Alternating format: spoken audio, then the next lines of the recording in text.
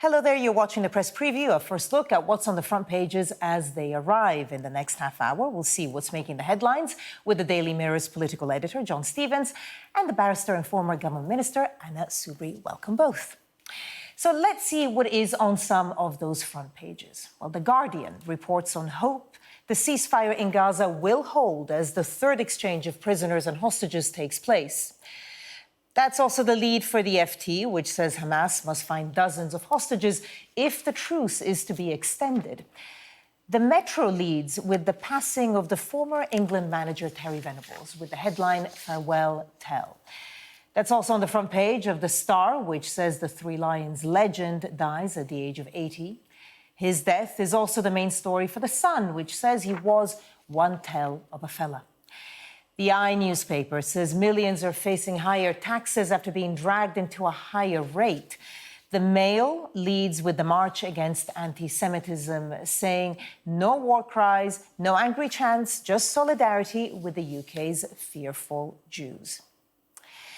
And the reminder that by scanning the QR code that you'll see on screen during the programme, you can check out the front pages of tomorrow's papers while you watch us. And we are joined tonight by John Stevens and Anna Soubry. Again, welcome both. OK, let's start with The Guardian, the front page. Hopes that Israel and Hamas truce can hold as third exchange takes place. Of course, the third exchange of hostages and prisoners has taken place, but the deadline for this particular truce to end would be Tuesday morning unless it's extended. Anna, what do you make of it? To be honest with you, I don't know what to make of all of this. But The Guardian says it looks like the truce can hold. And, I mean, this is obviously coming from, understandably, from what America seems to be saying. And obviously all of us hope that the truce could hold because we want these hostages to be released. I have to tell you, the thing I take away from this Guardian story is what Netanyahu says. And he says, we're continuing until the end, until victory. Nothing will stop us. I don't know what is victory. I think that is one of the things that certainly concerns me. Because is victory going to be the release of all the hostages? Because there's a hell of a lot more still to be released. Or is victory getting rid of Hamas?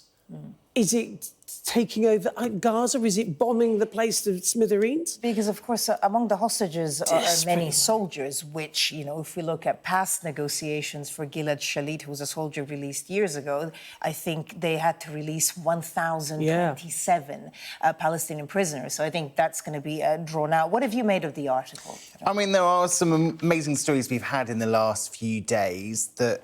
Today, we obviously had that 4-year-old girl, the US-Israeli dual national, Abigail Eden, who was released. And her story is just absolutely horrific. She was the little girl who she saw her parents shot and killed in front of her, and her other sibling were hiding in the wardrobe.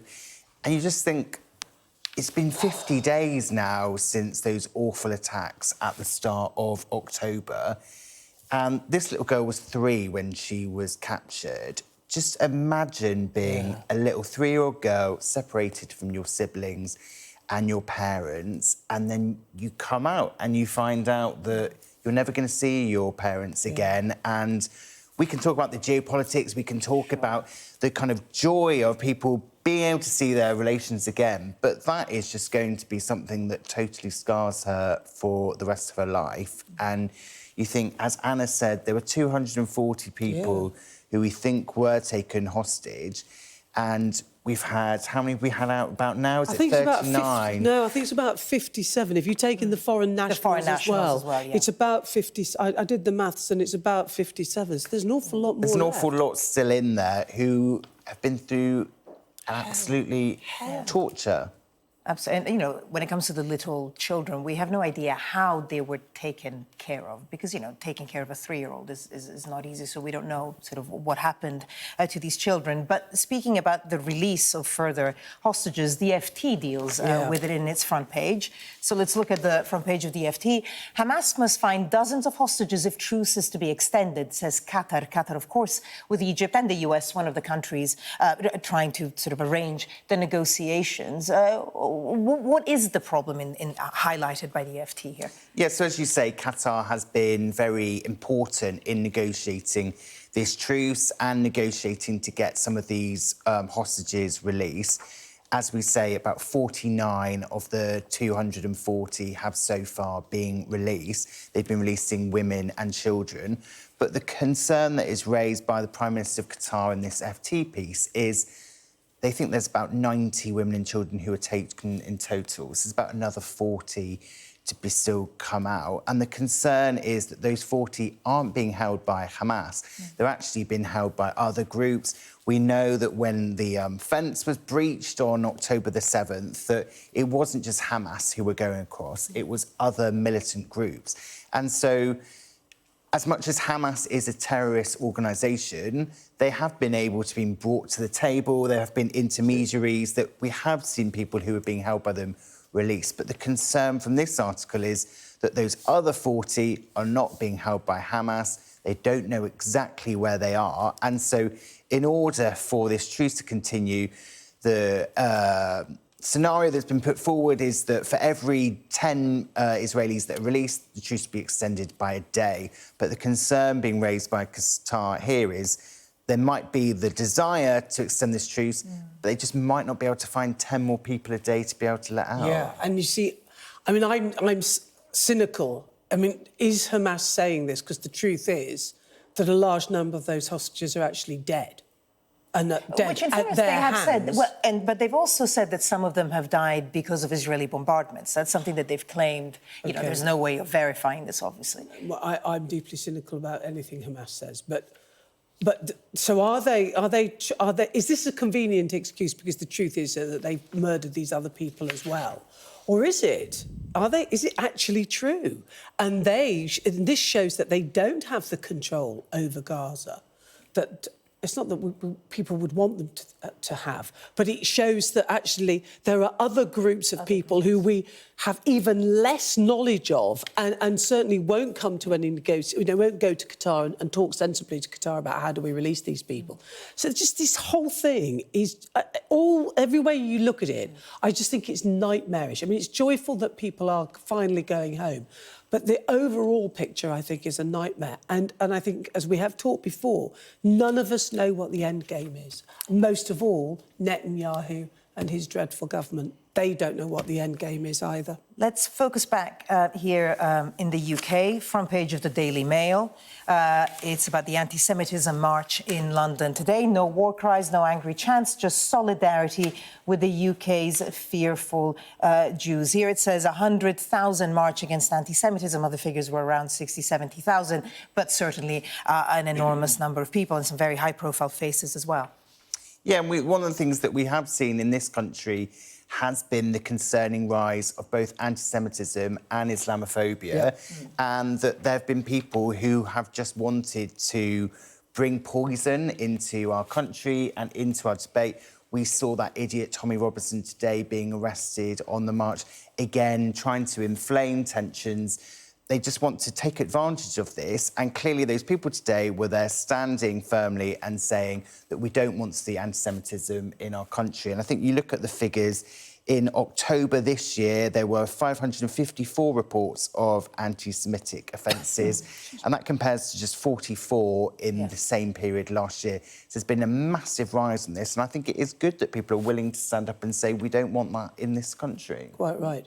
And before all of this happened, there was this rise in anti-Semitism. And I always remember going out canvassing, campaigning in a part of London where it's large Jewish population. This is about 2 or 3 years ago. And talking to ordinary Jewish people on their doorsteps who were telling me that they had never felt as frightened, as intimidated, that they couldn't go to shul in the way that they had done. And this was a genuine fear that had not existed at that level, on that scale, even before all of what's happened in Gaza.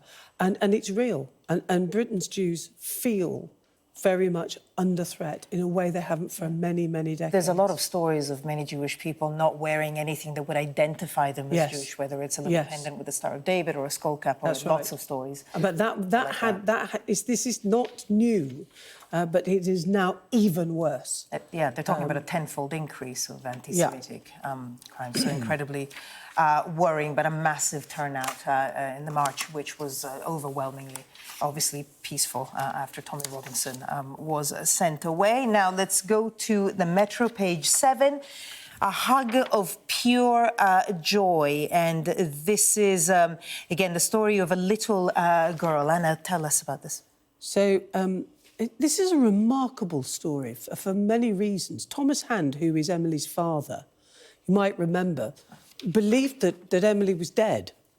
And then he found out that she was being held as a hostage. And that terrible dilemma to almost because he must have, he thought she was dead, she mourned, and then he found that she was a hostage. Anyway, she's no longer a hostage. She is Israeli-Irish citizen, and she's home, and it's glorious, isn't it? But 50 days in a tunnel. Welcome back. You're watching the press preview. With me in the studio are the Daily Mirror's political editor, John Stevens, and the barrister and former government minister, Anna Soubry. Welcome again. Now, let's take a look at the front page of the Mirror. No surprises, I guess. The Great Showman.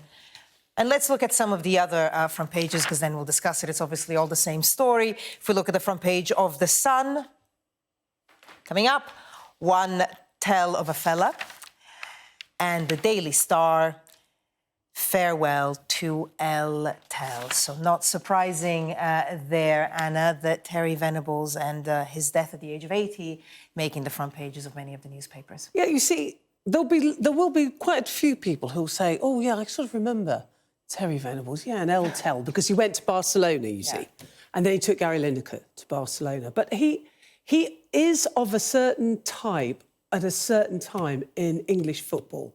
So the first thing to say about Venables is that he played at the highest level. In fact, he holds a record because he's the only person to have played for England at every level that was then available, including as an amateur as well as a schoolboy. And that's just a throwaway, but he then became something which is quite unusual. So he was a first-class player who then became a first-class manager, hugely respected. And he was, as the Mirror says, he was the great showman, because he was a bit of a geezer, El Tel. He was a bit of a geezer, but he was very, very good at what he did. And he was one of the first British managers actually to go into Europe. And at that time, the other thing to say about him, of course, was that he revived the miserable fortunes of English football, international football, at a time when things had not gone well for us. And he just became a symbol of hope because he was so good. Yeah, and Euro 96 obviously was in England. That's the tournament when he was managing the England team. We got to the semi-finals. Obviously, it went down to penalties. With who you know who. But also, he managed some quite big personalities in Euro 96. When we think of the players and when we think of the culture around football at the time, quite different to what we have now. Yes and no. I mean, you still have these fantastic characters. I mean, Klopp always... I just adore Jurgen Klopp. He's the manager of Liverpool. And then you've got Pep. I'll just call him Pep because I never pronounce his surname.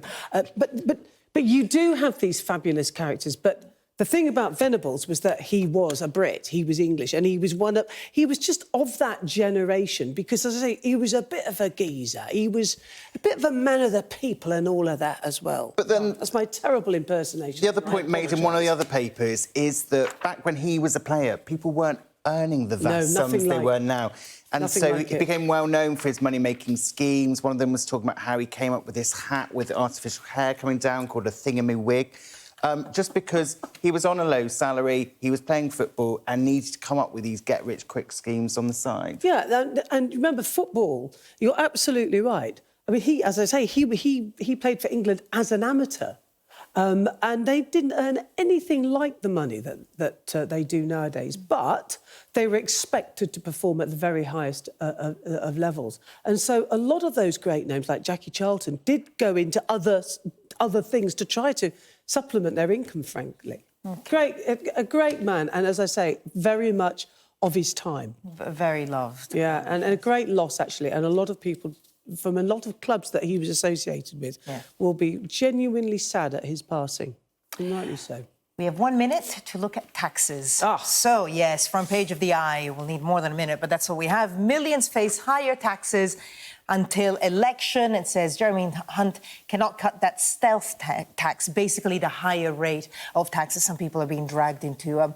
Tell us more about the story and what you made of it, John. Yes, so I think this is going to be a big problem for the government. Obviously, they hope that they can go into the election, promise tax cuts, and everyone will say, hooray, they're cutting our taxes.